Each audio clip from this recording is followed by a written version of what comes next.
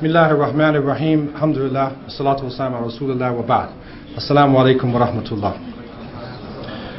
There are a few questions that are asking, about my own life. And I don't usually talk about myself. But I just wanted to say, just to make it clear to you, that alhamdulillah, I embraced Islam myself after 20 years of being a non-Muslim. Born in the United States, and I've lived in Canada and Jamaica and Saudi Arabia, and I'm now living in South Africa. And basically, I'm a field worker and a person doing research and involved in dawah. So that's the best way to describe myself. I wouldn't say convert. We're not using that term. We're saying revert, because we're actually coming back home again to the original fitrah that Allah subhanahu wa ta'ala put us upon.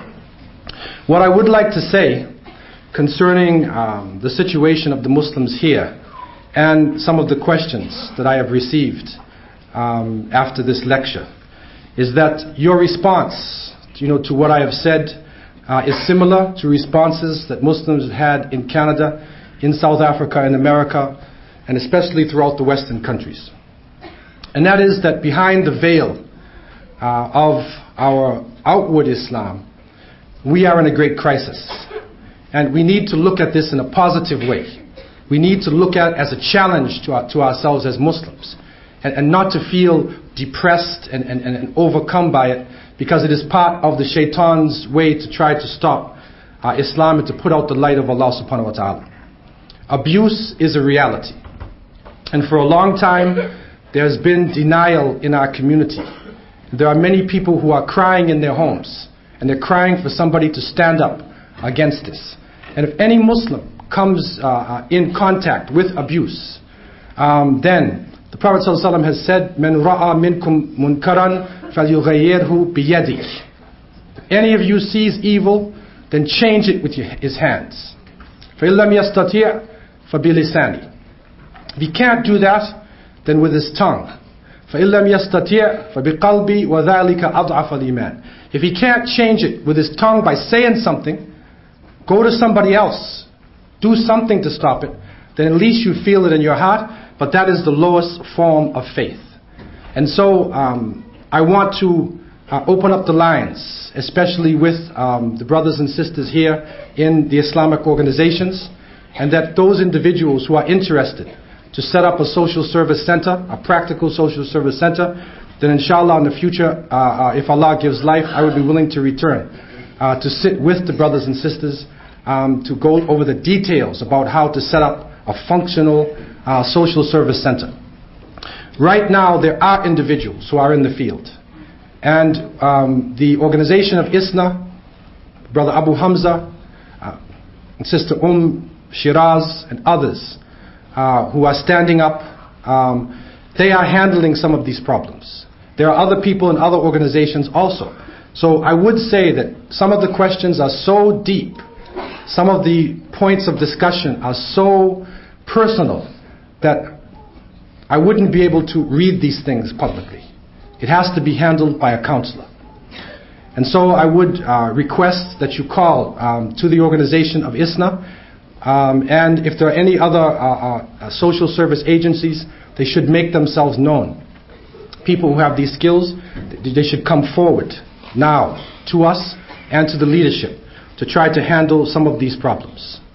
Another great area of questioning, which I believe that the study circles that are going on in the different Islamic centers, such as ISNA and other places, will handle, especially for the women in terms of their dress, is the fact that our dress of modesty, satul awra, covering the private parts, male and female, should be practiced in the masjid and outside of the masjid. It's not something that we do when we just make salat and then we transform. We become these transformers. But we should have one personality, just as we said for the youth, right? Bilal becomes Billy, right? Ali becomes Al. Remember that? It can happen for the adults, where Muhammad can become Mo. And he can change up when he goes to the business. Or she could change up also after she finishes making salah. And so it is recommended, Sheikh Nasiruddin al-Albani rahimahullah, who wrote a book, Hijab al-Mar'a al-Muslima, the hijab of the Muslim woman, is one of the best summaries with clear dalil to show the limits in terms of the dress. And it shows that it is permissible for a woman to expose her face and her hands. However, those women who are covering more than that, may Allah subhanahu wa ta'ala make it easy for them, and they are actually in line with the wives of the Prophet sallallahu alaihi wasallam, and it is permissible in Islam to do that. The clothing that we do wear, if we are covering our bodies, and if the man is covering from above his navel to below his knee, and especially in Salat he's covering over his chest, our clothing should not be see-through. And it should not be skin tight. You know this spandex generation that I was talking about, where people are actually covered up but they're naked. This is right in line with the hadith of the Prophet ﷺ, who predicted that these days would come. So it should not be skin tight. It should not be shining colors. It should not be. A woman shouldn't be having perfume and going outside, which is attracting to the men. And we should not be following along blindly and apishly after the styles of the Westerners or of the Kafirun. And really, East and West has ended now. It's global now. We shouldn't be following the non-Muslims in their fashions, but we should be strong enough to stick to our own fashions and our own styles, in a sense, pleasing Allah subhanahu wa ta'ala, and to be as simple and as humble as we can in our dress. Also concerning work, this is a question that is coming up constantly, and there may be different opinions that scholars have. The ideal situation, if we have our own territories and our own lands, is that basically the responsibility of providing for the family is really on the man. And so he is the one who is burdened to go out to work. We don't necessarily look at work as being a privilege, or work as being, the means of worth of an individual, because you go out and work in a factory. And so modesty has to be maintained. And those families where the man is basically taking care of the responsibility and fulfilling his rights, these are the families that have the most success. When the man takes part of his responsibility and he puts it on his wife, makes her go out to work, he forces her to go out to work, and then he comes home and he thinks he wants to be the king of the house. It doesn't work like that, because that was his responsibility. Nafaqah was on him. He was supposed to do it. But we have the case of a man who goes out to work and he comes back, his wife comes back at 4:30. She had to work. She goes to the factory. She arrives at 4:30. He arrives at 5:30. He kicks his feet up on the chair. Where's my food? Okay? Now she turns around. She's been listening to the women's liberation all day at the factory. And she says, you cook the dinner. And then it's World War III. So the problem developed. Why are you forcing her to go out to work? That's not her responsibility. Even if you look at Sharia, technically speaking, it's not even her responsibility to be doing household chores. If you really look into the Sharia, you'll find that. Now we know with a division of labor, more than likely she would be. But it's not actually her responsibility. She has to take care of the children. She nurtures the children. She takes care of, makes care that the children are standing on their feet. Okay? So really, these are the families that are the most successful. Also now what is happening, we need expertise in the Muslim community. We need to have female doctors. We need to have teachers. We need to have a number of professional jobs to be done by women. How are they going to get this knowledge? We don't have the ideal situation. And so, and Allah knows best, and you may get different opinions on this. But if a woman is able to continue wearing her Islamic dressing, her clothing, she's covering herself, she's able to make her salat, she is not sacrificing her deen, and she is going out to do a study that is needed by the community, not just to make money. Then, with protection and with support of the community, we have been allowing the sisters to do this, because we had the case of people who were saying they did not want the sisters to go out to university at all. In the second breath, the brother said, I want a female doctor for my wife, a Muslim. So I said, okay, brother, if you want a female Muslim doctor, who's supposed to learn this? Or where are you going to get her from if she doesn't go to the university to learn medicine? You see?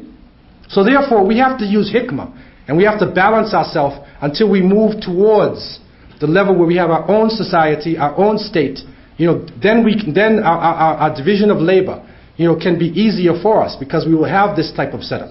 So we have to use wisdom when we are doing this. But in the event that a woman has to sacrifice her deen, then it is not worth going out to the kafirun, because there are many problems that are happening on the jobs, sexual problems. Even non-Muslim women have been complaining about abuse and rape and all types of things that are going on outside of the society. The men also need to consider covering their auras. And this is a problem that has happened in our community. And I see that it also could exist here, where the men are so particular about the women covering their aura, and then they bend down to make salat, and their shirt is way up on their back, their pants are so tight, you can see their whole bodies, and they are wearing any type of clothing that they want to wear. So the covering of the aura and modesty and lowering the gaze is for male and for female.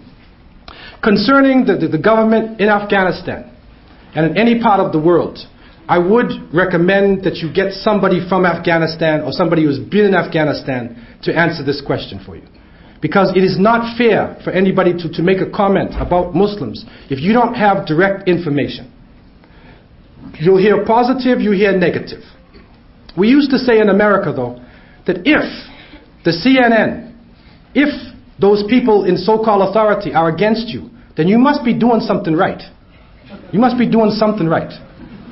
So I would suggest for this question to be answered properly, we need to get somebody who's been inside the country and who really knows what is going on, who can answer this question properly. You'll notice that in terms of the war against Muslim women, I didn't go into details concerning what is happening with the West. Because I think it is very clear to us in terms of the media attacks, in terms of physical attacks in France and other parts of the world, what is going on. We're seeing it all the time. But the struggle of the internal Muslims, that is the one that we haven't really brought out into the open. And so I pray that Allah subhanahu wa ta'ala would help us, because as we say in America, the cat is out the bag.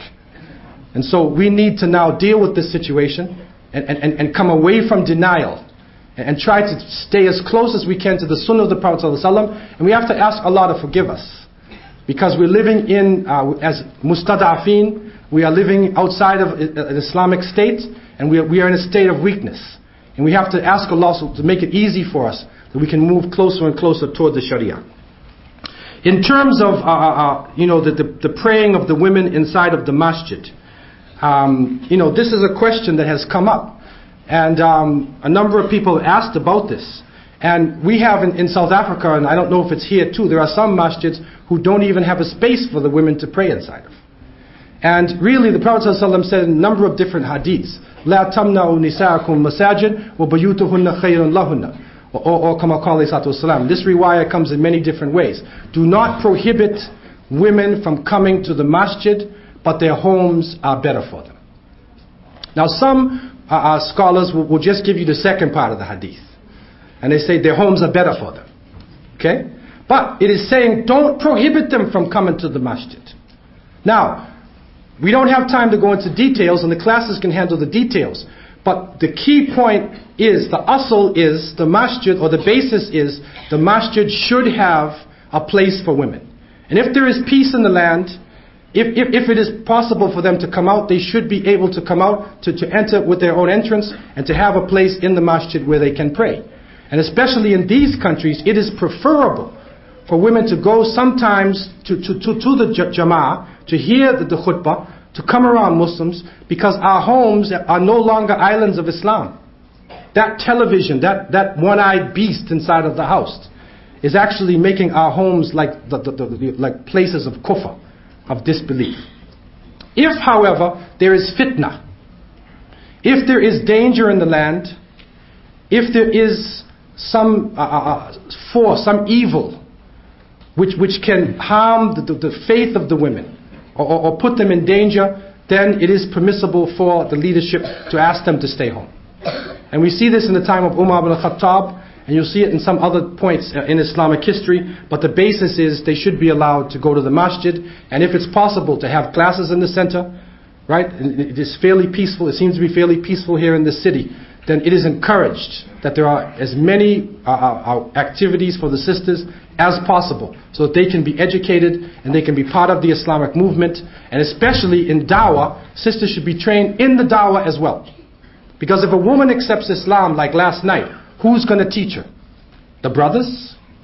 Many brothers would like to teach her. But the problem is, that's where the shaitan can come in, right? That's dangerous. So if she embraces Islam, if we have sisters who are trained, who know the da'wah, who know the fiqh, then she can be processed into Islam in the proper way, and she's protected. Instead of our nafs al-amara bisu to be handling her on her first days within Islam. Another question is saying that is a female khalifa possible? And these are a little bit far away from the topic that I gave. But basically, the khilafat is basically handled by men. And it is a position that requires the leading of salat, and that requires the leadership of the male community as well as the female, of the whole society. That the focus of the society is on the leader. And so you will find that the fuqaha basically made one of the conditions of the khalifa is that he is male. Also in terms of women involved in singing and nasheeds, then it is the Islamic position that they should not be singing openly in public. If they are making statements, that do not have a voice, that is a singing voice, then in some cases there is allowed to be exchange between male and female, because it is reading something Islamic, or it is not dealing with singing and that changing of the voice. So it is the Islamic position for them not to be involved in that. There's another question which is dealing with a sister whose husband is a revert and still new in the deen, and he has fluctuations in his iman, and she is unsure whether he will be a good, strong Muslim or not. What I would like to say is that being born a Muslim isn't necessarily the criteria of success in this world. In some countries, some people believe that if you're born in a Muslim family, then you're a real Muslim. If you're not born in a Muslim family, then you're sort of like in one day and out the other day. Iman rises and falls. And all of us are subject to points where our iman is high and points where our iman is low. The Sahaba, radiallahu anhum ajma'een, were not Muslims. Umar ibn al-Khattab used to drink alcohol and torture Muslims. But he became one of the greatest Muslims in Islamic history. And so therefore it is not a criteria whether that person is born as a Muslim, whether he will be successful or a good husband. He has to be treated like anybody else. He has to be given nasiha. And if there is a continued problem with him, this is where the wali comes in. The wali in the marriage is not just to sign the contract and to give away his daughter or his sister or his niece or whatever it is. The wali should be watching that marriage. And if she's having a problem, call in the wali. Call in the imam. Call a counselor. Talk about it. The important issue, one of the important ways of coming out of our problems today, we need to discuss the problem. We need to establish shura, where we discuss the issues openly. We open up the book of Allah, open up the sunnah of the Prophet ﷺ, and use this as the base. And deal openly. Don't hold things inside of yourself. Because when you hold it in yourself, this is when abuse comes.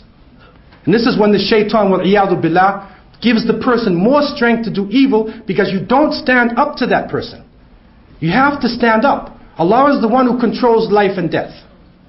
And the family members should remember, when you give your daughter in marriage, you're not giving her away and as though she's dead, she's gone.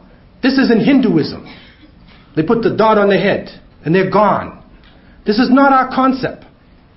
It continues on. The relation continues on. And you have to protect her. And if there is a sister who has accepted Islam and does not have a wali, the Prophet ﷺ said, As-Sultan wali man la waliya lah. That the sultan or the authority, the ruler, or the people in authority in the area should assign people who are married to be the walis for the sisters who are new Muslims. This is a very important institution that must develop in the community to protect them. So the family plays a role after the marriage. There was one brother who came from the Sudan actually, and he said that in his village, when the man or his family, what they used to do if the man was going to marry somebody in their family, they bring him for dinner. And then he sits down with the men and she serves the food. Okay, so then his contact is made. Okay, so he sees her serving the food, and and the brothers and the father is there. After they're finished and the agreement is made, yes, he wants to marry her, yes, she wants to marry him, then the men take him and they beat him up. Now, they don't break his bones, but they just give him a little force, right? They give him some force. And the father says, if you touch my daughter, this is what you're going to get.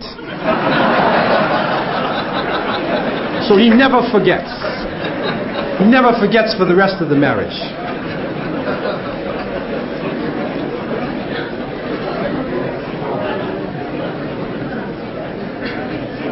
Western society tells us that polygamy in Islam is against the way of things. Please explain. This issue of ta'addud al-zawjat, of marrying more than one wife, a man marrying more than one wife, is something which is ma'loom, bid-darura. It's something we should know in Islam. It's a base. Allah subhanahu wa ta'ala has made it permissible for a man to marry 4 women. But the condition is justice. He must be able to do justice in the marriage. If he can't do justice, then he should only marry one. And so this is the basis in Islam, and this is not a point of discussion, whether it is permissible or not. What is the point of discussion is whether the brothers are capable of doing it or not. And in many cases, unfortunately, they're not capable. And abuse has happened within our community. But this should not deny those relationships that are really meaningful relationships, which are plural marriages. It is possible to have meaningful relationships. And we have to now move closer toward the Islamic model of things. At the same time, we have to be sensitive to the problems of the society, the economic problems, the psychological problems, the cultural problems, before a move like that is made. And this is where counselors come in. This is where marriage education comes in. What happens many times, we have the wrong concept of marriage when we go into the marriage. We also have our own cultures, and we expect certain things of a woman or a man in our cultures. But in another culture, it may not be like this. So we have to have marriage counseling. And it would be important to establish a service where the people sit with the imam or with somebody before they get married, and they're counseled before they actually go into the marriage. And try to understand something about the culture of the person who you're marrying. Is it permissible to take or give a gift for a woman who is not a close, or a lift for a woman who is not a close relative alone in my car? The Prophet ﷺ said that if you're alone, if you go outside, if a man and a woman go outside together, then the third party is shaitan. So whether you're in a car or whether you're walking in the woods, whatever it is, the shaitan can penetrate your car even if it is a BMW. He can penetrate it. So therefore, you should not be alone. Don't be alone. Always have the third party when you're carrying somebody who is not mahram, who is not within your close relationship. You mentioned that a woman should have their own property. In the case of separation, to have their own, here they will have 65% of the assets, when the divorce comes on. Now, this may be a problem because now there's a difference between the Sharia law and the law in the society. And what happens now, another point which is very essential for success in marriage, is that when we're being married, you should have in your contract, shurut, conditions. So you are allowed to write in certain conditions. And so what happened in some of our marriages is that the people wrote in the conditions that in the event of separation, our wealth would be divided up according to Islamic law. And so they put this with a lawyer as a condition, a legal condition that they signed for, an affidavit that they signed for before they got married, and that was, they were able to use that in Canada. I'm not sure whether that is possible here, but it is something that needs to be explored with a lawyer.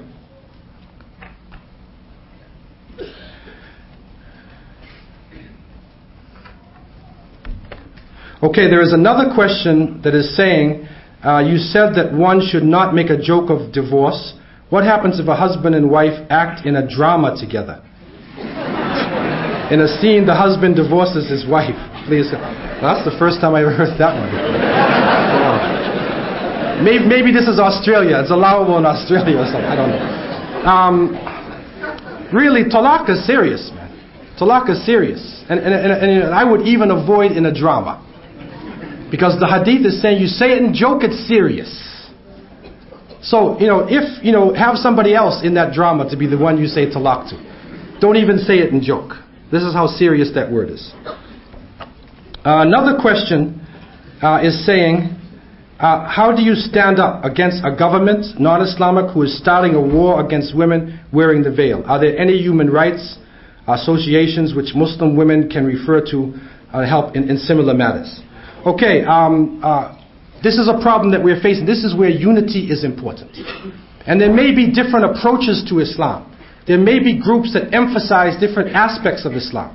But we are all under Ahl Sunnah wa Jama'ah. Then we should be able to at least unite and have a major umbrella of organizations or imams who can come together and put questions on the table and have unity for certain issues. And when it comes to any government attacking Muslims, the community needs to unite and go in the streets. Have your own lawyers. Have your pressure groups. There's a group in America called CAIR, C-A-I-R. And they are doing an excellent job in terms of if Muslims are having problems on the job, then this is an organization that has lawyers, it has public relations people. And so if, for instance, there is a statement of discrimination against Islam at a factory, then the CAIR will then contact the head of the factory and will complain to them and will demand that that statement be taken back and will threaten court action or demonstration. And it is proven to be highly successful within the society, because many times the reason why Muslims are under attack is because nobody will stand up for them. There's no organization to do that. So it is advisable for a defense organization to be set up, where Muslims can have that type of protection. And it's a legal thing, it's an open thing, it's nothing that has to be hidden, it's not an underground terrorist group that's going to blow up the building or anything like that. It's out front. Right? And it's very important to help our brothers and sisters. It says, brother, we have a problem when it comes to brothers taking their wives out. Can you comment on this issue? Well, really, brothers should spend more time with their families. And I know it's nice to be with the boys and to play ping pong and talk and, whatever it is. But really, it is a responsibility. It's a responsibility of the husband to spend some time with his wife and with his children. The Prophet ﷺ was the best example, right? He used to run races with his wife, especially Aisha radiallahu anha. He used to sew his own clothes. Can you sew, brothers? He used to sew. Right? He used to sweep the floor. Right? Play with children. Be part of the house. And he was receiving revelation from above 7 heavens. And so if he can do that, why can't we spend time? Quality time. Put it into your schedule to spend quality time with your family. And Allah subhanahu wa ta'ala, inshallah, will give you a great reward. Another question is saying, my sister was informed of her divorce through a solicitor without her knowledge of a divorce and even without a previous problem. How come an Islamic court in an Arabic country accepts this? Is this divorce halal? Okay, this is really something that needs to be handled. All of the details need to be handled. But the talaq, I mean, it should be, said. It is a lafz. It is saying it, and at least her wali, or herself, somebody should have heard this. But really, for the details of this, you really need to sit down with an imam, to really look at the situation and everything that is being involved.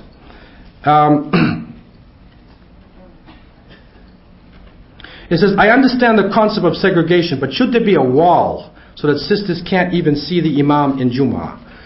Really, to be honest with you, in the time of the Prophet ﷺ, there was no physical barrier. That was the best generation.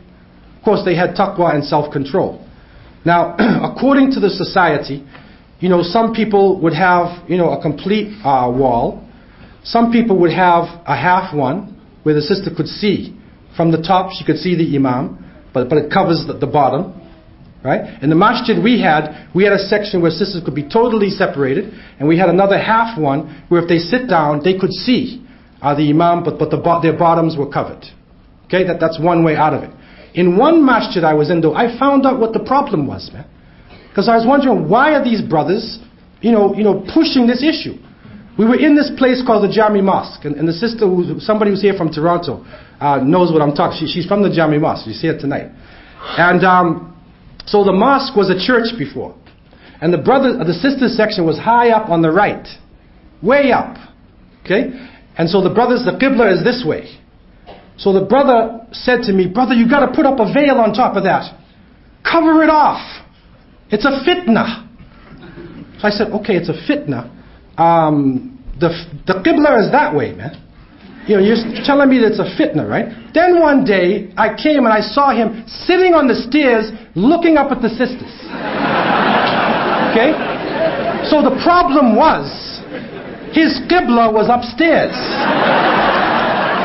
See? And secondly, he needs a veil on his own eyes. That was the solution to his problem, man.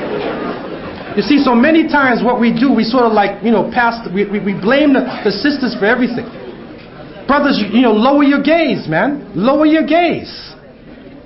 That's what we're supposed to do. Lower your gaze.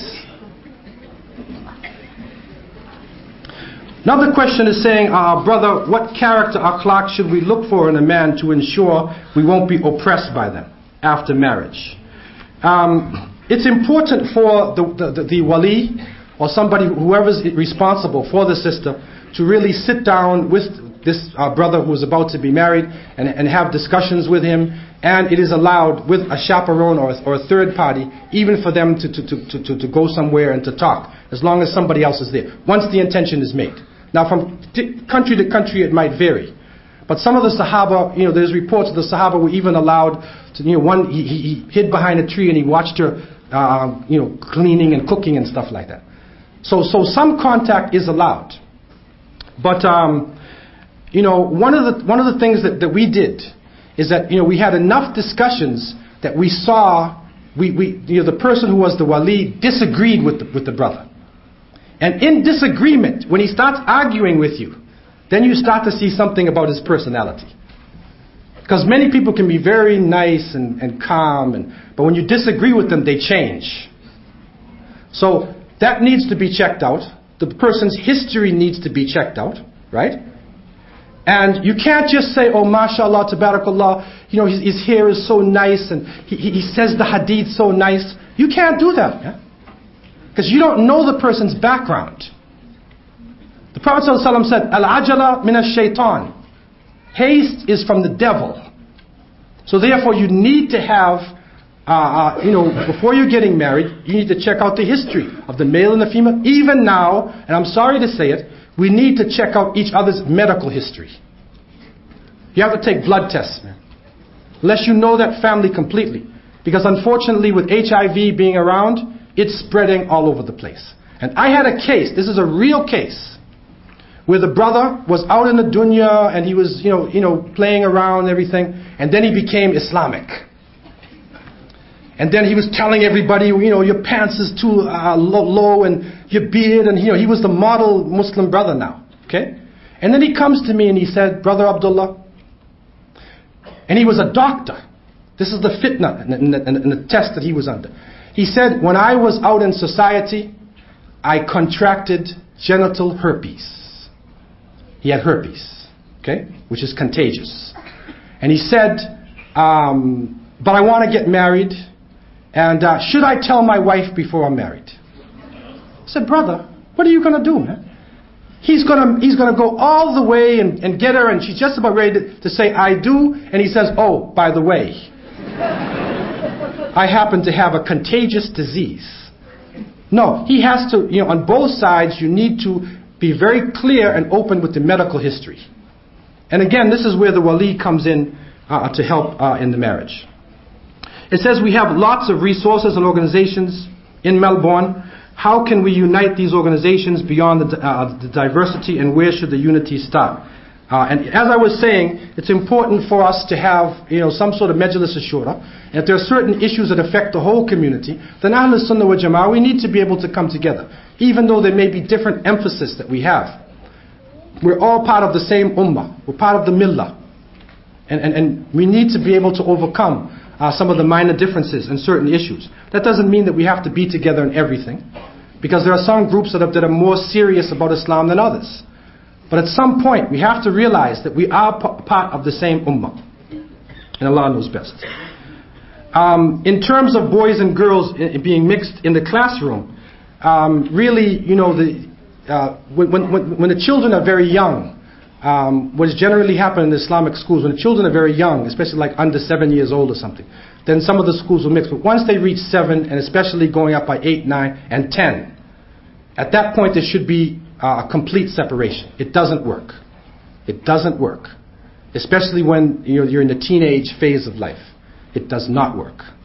And so the Islamic education, is like that. It gives us the freedom of being in the classrooms and not have to deal with the physical changes that each gender is going through at that time.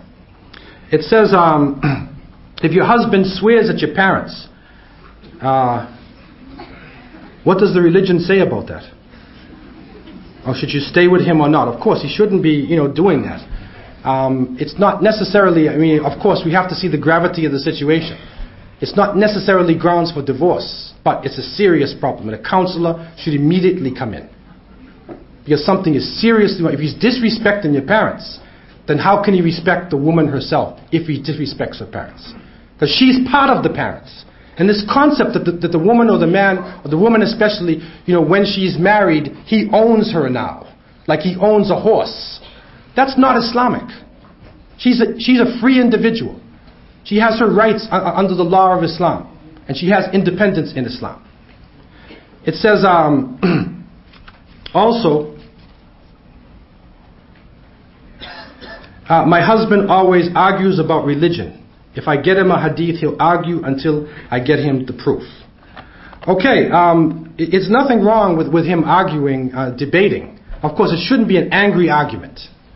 Okay, but if he wants dalil, that's okay. There's nothing wrong with asking for dalil. But he should also put himself in the position, if he says do something, then she could say, can I have dalil?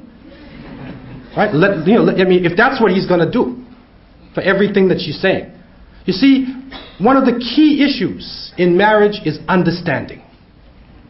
If there is understanding between the individual, if you love each other for Allah, and not just because physical reasons, not just because we're in the same tribe, or he has a lot of money, or she has a lot of money. If you're in Islamic work, if you're praying together, and you have an understanding, you can overcome a lot of these problems. But if the marriage is based on material things, on physical beauty, then the shaitan has free reign to the household. And so we all have to review our marriages and really try to come closer together. Do things together Islamically. Travel, to Umrah and Hajj together. Go to Masjid al-Aqsa together. Witness what is happening to the Muslims. Do something in organizations helping the children of Iraq or Afghanistan. Do things together Islamically, and then love will come in between you. If the relationship is only based on hayat ad-dunya, how much money did you make this week? Right? How pretty do you look in the mirror? And all these things. Then the shaitan will easily have reign inside of your house. It said, my husband is married to another sister secretly. from me and people, secretly from me and people, if he is a man, why didn't he tell me? We have 5 children. We're on welfare. And he's working part-time. Okay, really, technically speaking, it's not a condition of marriage that he has to inform his first wife. However, it shouldn't be a secret marriage. Because in marriage there is i'lan. There is announcement. So it should be known. It should not be a secret marriage. Why would he marry anyway secretly? Why is he doing that? So it's not Islamic for him to be having a secret marriage. Nobody supports secret marriages. It's not part of nikah in Islam. However, it isn't really a condition. It's not a condition for him to ask, for his wife to agree, when he marries another wife. However, it is the wisdom, it is the understanding of Islam that he should discuss this with his family, even discuss it with her wali or whatever, and have good reasons why he's doing that. If he's doing it secretly, then something must be wrong. And really, the wali again should step in to handle this problem.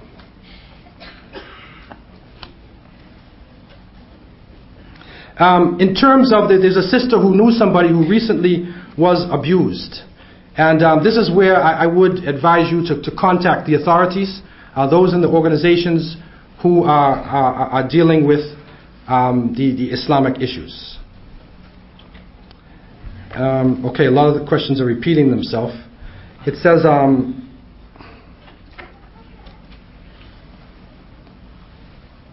I'm a girl and I have 1 year from finishing school. I want to go back to my country and not to stay in this country. I came without a mahram before and I don't have one now. Is it permissible? Okay, it is, if it is, it is the Islamic way that she travels with the mahram. Some cases there is a type of darura, or a type of necessity that happens, where she could be taken to the airplane by somebody, and then the other people meet her on the other side of the airplane. However, it is the most preferable, the Islamic way, that somebody from the family should come to travel with her when she travels back, or she travels with maybe a group of sisters or something like this.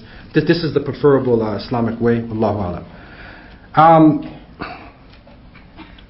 The one question is saying how to stop this type of social service organization that I was speaking about. And this, alhamdulillah, in this community, from what I understand, it has already begun. There are people who are doing counseling now, putting the mountains on their back, listening to the problems. And this is where professional people, if you're a Muslim, you're a social worker, or you're a doctor or a lawyer, you should contact the leadership in ISNA and other organizations. Give some of your time to the community. Some of the lawyers in our area would even give free counseling to some of the Muslims. Okay, some of the doctors would even give free care to some of the Muslims. We have to, dedicate some of our time to our community, because in many cases, it was the community that helped you to get where you are. So, professionals should come forward to deal with these problems, that are happening in our community. Also, in terms of generally in the dawah, I encourage that the brothers and sisters also to begin to, in an organized fashion. I know it's happening already. To try to work together. Alhamdulillah, the group in Islam has, signs, and they're coming out in the public. But this dawah needs to go openly. And we need to have more programs in the open and go even into the reservations, to the Aboriginal people, and to spread this message, to everywhere in this island, inshallah. The last point I wanted to make, this was a very beautiful statement that the brother has said, and I wanted to end with this. And the brother said, Assalamu alaikum, I am a man destined to change my ways. I have for too long thought wrongly about women. They are the jewels of Islam. I ask for forgiveness and I promise to treat my wife as an equal. Nothing more and nothing less. And hopefully she won't use her Tai Chi on me. And he thanked the organizers for this session tonight. And I pray that Allah subhanahu wa ta'ala would accept you in this statement that you have made. May Allah accept your tawbah for anything that has gone wrong. And may Allah forgive us all for what we are saying and what we are doing, and bring us together as a community. May Allah have mercy upon this ummah and protect the honor and dignity of the women of the ummah of Muhammad sallallahu alaihi wasallam. Subhanaka Allahumma bihamdika, nashhadu an la ilaha illa anta, nastaghfiruka wa natubu ilayk. Wassalamu alaikum wa rahmatullahi wa barakatuh.